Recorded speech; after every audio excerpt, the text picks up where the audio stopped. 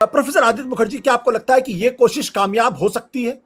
जो बात इरफान साहब कह रहे हैं कि गांधी के बरक्स उनको खड़ा कर दिया जाए, और चूंकि आज विचारधारा हिंदुत्व की विचारधारा है, सरकार उनकी है, पावरफुल बहुत ज्यादा है, ताकत उनके पास है, पैसा बहुत है, तो क्या ये पॉसिबिलिटी लगती है कि गांधी को हटा के सावरकर को खड़ा कर दिया जाए? कोशिश जारी है, पर ये जो गांधीयन विजन है, जो जिसको आइडिया ऑफ इंडिया हम कहते हैं, ये करीब 100 साल से बनाई गई है। तो इसको मतलब मिड 19th सेंचुरी से लेके आजादी की लड़ाई तक ये सारे जो सोच है, जो मौलिक विचार हैं हमारे राष्ट्रीय आंदोलन के, ये लोगों के अंदर बहुत गहरी तरह से जा चुके हैं। इसको इतनी आसानी से नहीं उड़ाया जा सकता, और मतलब इसको सिर्फ झूठ और प्रोपेगेंडा से अगर आप हटाना चाहे तो ये नहीं जाने वाला है। कोशिश जारी है, आपने ठीक कहा, क्योंकि अब इनकी जो परिभाषा है राष्ट्रवाद की, वो गांधी की परिभाषा से बिल्कुल विपरीत है। तो इनकी परिभाषा के लिए सावरकर सबसे बढ़िया है, क्योंकि पहले तो उन्होंने 1937 में जब वो हिंदू महासभा के प्रेसिडेंट थे, तो पहले तो उन्होंने ये कहा, मैं आपको कोट करता हूं कि ये भी लोगों को जानना चाहिए कि ये टू नेशन थ्योरी आता कहां से है। ये इन्होंने कहा, मैं कोट कर रहा हूं, it cannot be assume today that we are a unitarian and homogeneous nation.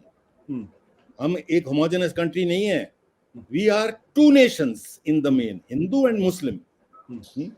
और वो कहते हैं कि फॉर सेंचुरीज, मतलब 100 सालों से religious cultural national antagonism existed between Hindus and Muslim. मतलब शुरू से लेके आखिर तक हिंदू और मुसलमानों में तो एंटागनिज्म है, ये कभी नेशन हो ही नहीं सकते। अगले साल 1938 में मुस्लिम लीग ने कह दिया कि पाकिस्तान डिमांड आ गया, तब सावरकर ने अपनी पोजीशन बदल दी। अब ये पोजीशन, अब इतिहासकार होने के नाते हमको दोनों आपको बताना चाहिए।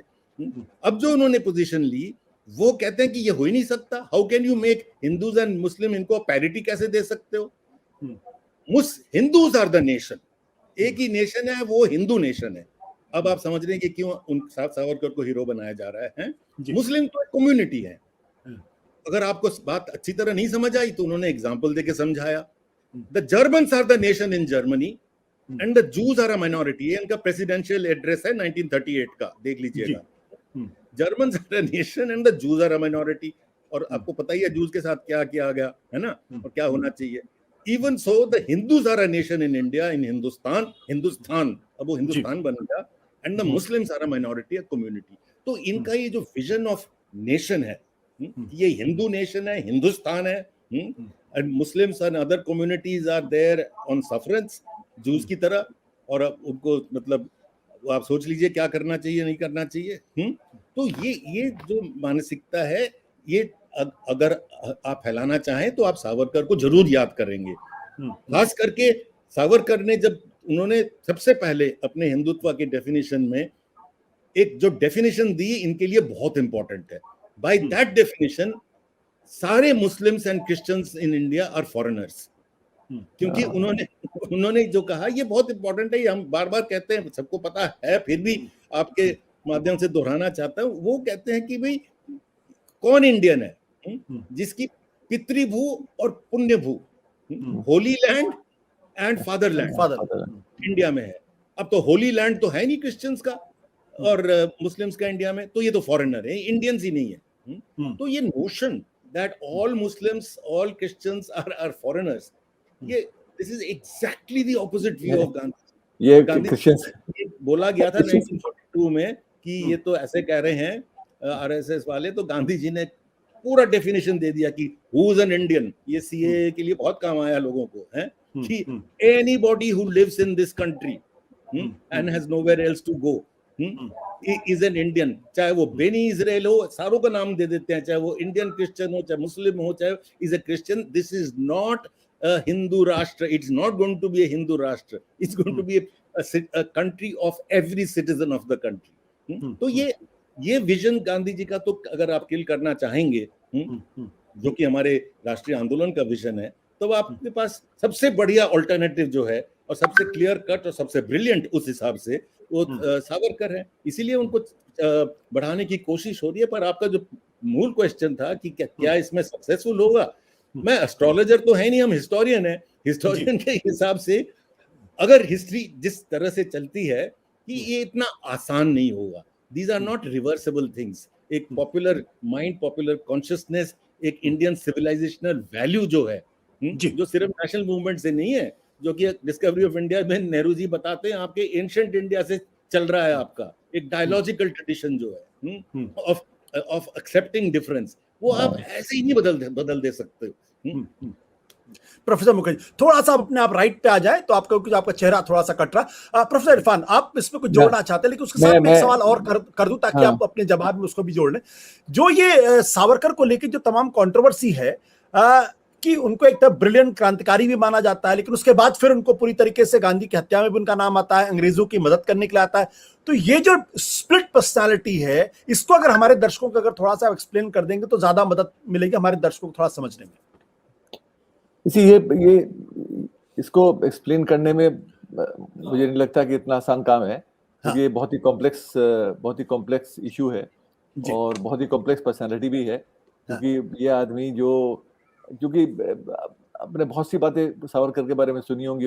हमारे दोस्त साईनाथ ने कई बार अपने लेक्चर में एक बार बहुत ही खूबसूरती से एक वो किया था, एक बैरिस्टर एक था ना कि एनोनिमसली, एक मैं इसलिए एग्जांपल दे रहा हूँ कि कितना कॉम्प्लेक्स पर्सनालिटी सावरकर की है, जिसको आप समझना बड़ा मुश्किल है। इन्होंने एक छोटी सी किताब लिखी थी, और जिसमें जो ऑटोबायोग्राफिकल थी, जो अपने बारे में थी, और उसको एनोनिमस किसी और नाम से, वो उसका नाम मैं भूल गया क्या नाम था, उस नाम से वो छपी, और उसमें बड़ी तारीफ लिखी गई, अपनी तारीफ वो खुद ही लिख रहे हैं, और वो फिर किताब छपी। बाद में पता चला लोगों को कि ये तो खुद ही लिखी गई थी, ये तो ऑटोबायोग्राफिकल थी, ये किसी और ने नहीं लिखा, ये जो नाम है ये सुडोनिम है।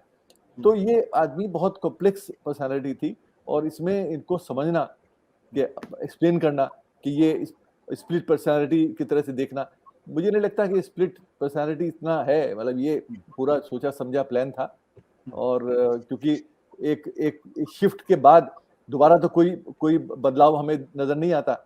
एक विचारधारा जो फॉलो की हिंदुत्व लिखने के बाद, वो विचारधारा अंत तक चलती रही 60s में, जब तक वो उनका देहांत हुआ। तो इसलिए उसमें कोई बदलाव नहीं है, तो कोई ऐसा अनस्टेबल कैरेक्टर भी नहीं है। बात यह है कि वो दो पार्ट हैं ब्रॉडली, एक फर्स्ट फेज, एक सेकंड फेज, है ना। तो उसमें कोई बहुत मुश्किल नहीं है समझना। कॉम्प्लेक्स जरूर है, लेकिन वो सामने है हमारे, उनका पूरा जो करियर है। ये मैं थोड़ा सा जोड़ना इसलिए चाह रहा था कि आदित्य भी कह रहे थे कि हिंदुस्तानी कौन है, और राष्ट्रवाद की बात हो रही थी। मैं बार बार कहता हूं, मैंने अपनी जो नेशनलिज्म वाला हमारा एंथोलॉजी है उसमें मैंने इस्तेमाल भी किया है। बाल गंगाधर तिलक जो हमारे राष्ट्रवाद के पिता कहा जाता है, जिनको राष्ट्रवाद के सबसे पहले राष्ट्रवाद की बात करने वाले फर्स्ट जनरेशन ऑफ नेशनलिस्ट, वो 1916 में एक भाषण दे रहे थे अहमदनगर में, महाराष्ट्र में, और उस 3 दिन तक रहे वहां वो, और 3 दिन तक उन्होंने भाषण दिए। 3 पार्ट्स में है वो। एक भाषण में वो कहते हैं कि मैं ऐसी जगह पे भाषण दे रहा हूं जहां चांद बीबी जैसी एक महिला शासक रही, और वो मुसलमान थी। और मैं बात कर रहा हूं आपके सामने कि एलियन कौन है, कौन भारतीय नहीं है। अब ये जो महिला है ये तो मुसलमान थी, लेकिन मैं जब डिफाइन करता हूं एलियन, उसमें मैं ये नहीं देखता हूं कि कौन मुसलमान है, कौन हिंदू है, उसका धर्म क्या है। मेरे लिए वो एलियन है जो देश के हित में काम नहीं करता है। धर्म से उसका कोई संबंध नहीं है। हम चाहे अलग अलग जगह पूजा करने के लिए जाते हो, हम आपस में शादी नहीं करते हो, हम खाना अलग अलग तरह का खाते हो, लेकिन हम एक देश के निवासी हैं, हम भारतीय हैं, उसमें हमारा धर्म कहीं नहीं आता। ये तिलक कह रहे हैं 1916 में जी। तो ये लोग जो तिलक का इतना महिमा मंडन करते हैं और इतना बड़ी बड़ी बातें करते हैं तिलक के बारे में, और करनी चाहिए, बड़े भारी लीडर थे हमारे, लेकिन भाई जो उन्होंने कहा, जो लिखा, जो बोला, उसको पढ़ भी तो लो। वो जब तक आप उसको पढ़ोगे नहीं, समझोगे नहीं, तब तक आपको उनकी बात करने का भी कोई हक नहीं है। और ये चीजें सब तिलक से लेके नीचे तक आपको इतने एग्जाम्पल्स मिल जाएंगे, सरदार पटेल तक, जो सब इन्हीं की विचारधारा के लोग हैं, जिनके बारे में ये बड़ी इज्जत से बात करते हैं, सरदार पटेल इंक्लूडेड। ना सरदार पटेल की जो 1949 की स्पीच है, जो मैं बार बार कोट करता हूँ, और आदित्य ने वो पढ़ी होगी, जो मद्रास में उन्होंने भाषण दिया 49 में अपने देहांत से 1 साल पहले। मतलब ये भी नहीं कह सकते कि साहब उनके विचार बदल गए थे अंत में आके, विचार नहीं बदले, वो 1 साल पहले है सिर्फ देहांत से। वहां वो बोलते हैं कि मेरे सामने नए देश का निर्माण हम कर रहे हैं, बड़े चैलेंजेस हैं, 2 चैलेंजेस हैं, लेफ्ट से राइट से। लेफ्ट के लोग हैं जो तेलंगाना मूवमेंट चल रहा था, बहुत सारी चीजें उस वक्त हो रही थी, मैंने उनको बहुत समझाया, आ जाओ कांग्रेस में, सब मिलके देश का निर्माण करेंगे, लेकिन वो नहीं सुनते ना। इधर राइट विंग के लोग हैं, आरएसएस वाले, ये हिंदू राष्ट्र की बात करते हैं ना, ये दोगली बात करते हैं, ये उनके वर्ड्स हैं, double speak, they indulge in double speak, कहते कुछ ये पटेल कह रहे हैं, ये पटेल कह रहे हैं, पटेल के शब्द हैं, ये पटेल के शब्द हैं, they indulge in doublespeak. मैंने उनको, I have warned them that this will not work. You have to, you, हाँ एक और चीज, you have to start respecting the national flag, which means they didn't respect the national flag. The home minister, the deputy prime minister had to make this statement. So इन लोगों को इस बात का एहसास ही नहीं है कि सरदार पटेल ने आपके बारे में क्या कहा, सरदार पटेल के आपके बारे में व्यूज क्या थे। तो ये सब चीजें, क्योंकि पढ़ने की जरूरत नहीं है, पढ़ने में कष्ट होता है, इसलिए ये भगत सिंह को नहीं पढ़ते, इसलिए सुभाष चंद्र बोस को नहीं पढ़ते। सुभाष चंद्र बोस की 1920s और 30s का करियर देखिए ना, क्या समाजवाद की बात करते हैं वो, फेनेटिक्स के खिलाफ कैसे लड़ाई लड़नी चाहिए, साइंटिफिक टेम्पर की बात करते हैं, जेंडर जस्टिस की बात करते हैं जी। बहुत सारी स्पीचेज हैं बोस की। Bose is not INA, INA is a culmination of Bose's career at the end of his life. Bose was much more than that, which you don't talk about. So ये सब, ये पूरा एजेंडा है, पूरा प्लान है, इनको कहीं कोई मिलता नहीं है, छूते हैं, छूने के बाद they have to leave them because they don't find them worth pursuing, because they can't pursue those people. सत्य हिंदी का ऐप डाउनलोड करें गूगल प्ले स्टोर पर।